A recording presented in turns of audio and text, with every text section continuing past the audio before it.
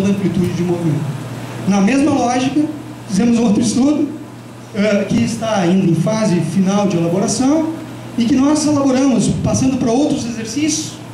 Isso praticamente não há, desconheço algum estudo na literatura que tenha avaliado esse exercício supino, e nós estamos investigando nesse estudo o efeito de 1 e 3 séries de repetições, de 12 repetições a 65% do EM, nesses músculos, tríceps braquial, peitoral maior, o peitoral maior clavicular external, bem como tríceps, em resposta a esse protocolo aqui mencionado. Mas salientando que um grupo treinou o protocolo de uma série, foi feita apenas uma única série desse exercício, enquanto o protocolo de 3 séries, obviamente, 3 séries foram feitas desse mesmo exercício.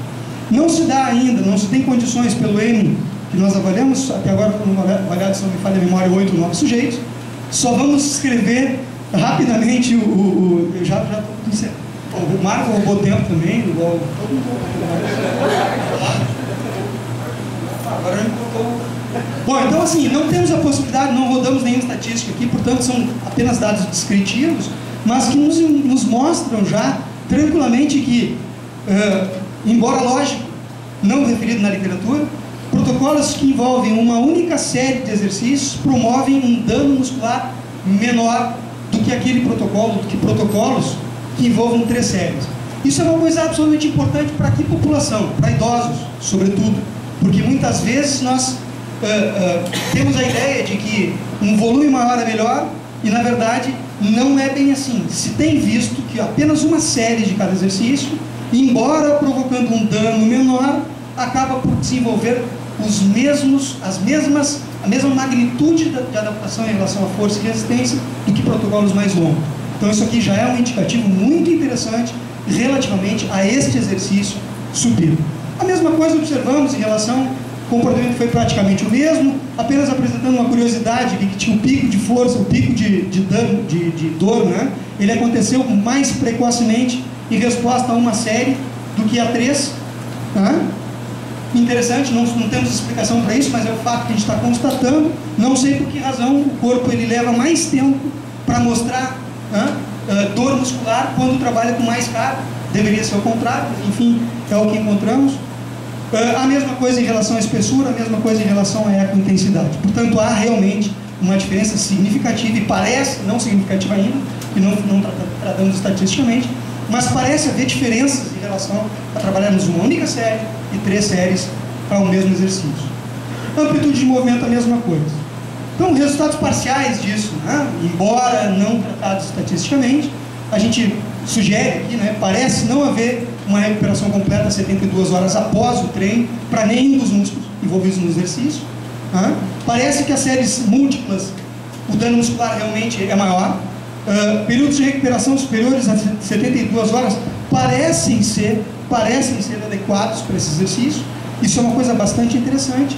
E a ecointensidade, que é uma coisa que a gente vem trabalhando já há algum tempo aqui na escola, ela se mostrou mais uma vez muito, digamos assim, acompanhando a curva de recuperação das outras variáveis mais exploradas na literatura, o que nos dá toda a condição de explorá-la de uma perspectiva bastante interessante. E por último, o trabalho que nós já submetemos, está em vias de aprovação do Journal of Strength, trata de atletas de rugby, atletas da equipe lá do Geraldo, em que nós, fugindo daí de sujeitos sedentários, mas tratando atletas, nós avaliamos então 11 atletas de rugby, de uma equipe, enfim, de alto desempenho, em que nós testamos diferentes volumes de saltos, 100, 200 e 300 saltos. A pergunta é a seguinte: quanto tempo que eu tenho que recuperar ou esperar para que haja recuperação completa muscular dentro de sessões de volumes diferentes de saltos? É importante que aqui seja salientado que várias equipes trabalham usando 100 saltos, várias equipes trabalham usando 200 saltos e várias outras usando 300 saltos. Há equipes, inclusive, de algumas modalidades que trabalham até acima disso. Portanto, pegamos valores médios dos que vem sendo referido na literatura para observarmos o que acontecia, qual era o tempo, a curva de recuperação do dano muscular, e observamos todas aquelas variáveis ali mencionadas. O que a gente vê aqui? Que tanto em 100, 200 como 300 saltos, a curva de recuperação muscular é praticamente a mesma. Em 24 horas, na verdade, nós perdemos todos os dados aqui de 72 horas. Perdemos, perdemos vários atletas, não podemos utilizar os dados de 72 horas e ficamos em 24. Morreram tudo. Mas atenção que isso indica uma coisa muito importante, que em 24 horas posteriormente a um treino intenso, de diferentes volumes, os atletas não estão recuperados ainda. Portanto, não devem fazer nada que seja muito intenso do ponto de vista muscular. Não somente treino pliométrico, mas qualquer tipo de treino que vá exigir de forma intensa da musculatura. Isso foi um dado muito interessante e bastante salientado pelos revisores do peito. A mesma coisa em relação à taxa de produção de força, ainda se mostrando alterada 24 horas após. Eu saliento que esta variável aqui, para quem não tem domínio dessa área, é uma variável delimitadora da potência muscular. Portanto, sujeitos que se encontram nesta condição abaixo da condição padrão ou normal são sujeitos que têm a sua potência comprometida temporariamente e que, portanto, pelo menos um intervalo de 24 horas deve ser dado para que se observe, então, uma recuperação completa para a produção de potência muscular. A mesma coisa em relação ao salto squat jump, a mesma coisa em relação a outros saltos, o drop jump, que identificam condições de produção de potência.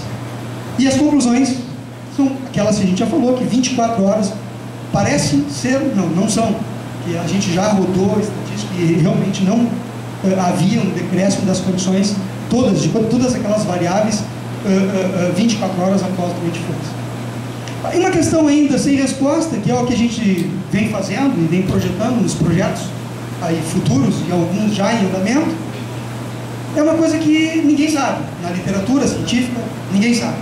Mas vem cá, será que treinar com ou sem dor implica em respostas diferentes? Será que se eu fizer uma sessão subsequente, será que se eu treinar com dano muscular na sessão subsequente, isso cronicamente me induz a maiores adaptações? Ou será que seria interessante eu espaçar essas sessões, por exemplo, fazendo uma sessão na segunda e a outra na sexta, e entrar na sessão de sexta-feira já recuperada de segunda? Será que isso cronicamente vai levar a melhores adaptações do que se nós treinarmos uma sessão depois da outra com dano muscular? Essa é a pergunta que nos alimenta aos estudos que a gente tem feito e tem encaminhado nesta linha. Obrigado, desculpe pela pergunta.